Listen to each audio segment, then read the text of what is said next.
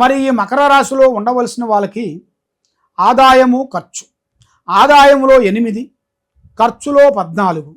కాబట్టి ఆదాయాన్ని మించిన ఖర్చు కనపడుతుంది. కాబట్టి మీరు రూపాయి ముడేసుకొని ఇప్పుడు మీరు కూడగట్టుకుంటేనే రేపు ఫ్యూచర్లో మీరు బాగుపడగలుగుతారు, మనశ్శాంతిగా ఉండగలుగుతారు.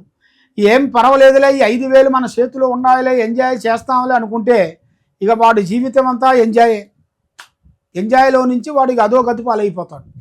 ఆ విధంగా ఉంటాయి.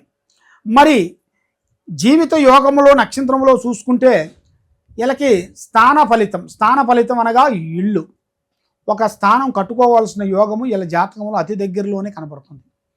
మరి మంచి విద్య, విదేశాల ప్రయాణము అనుకూలంగా మరి వీళ్ళు చేయాల్సిన కార్యక్రమం, అభివృద్ధిగా వచ్చే మార్గాలు కూడా కొన్ని కనబడుతున్నాయి.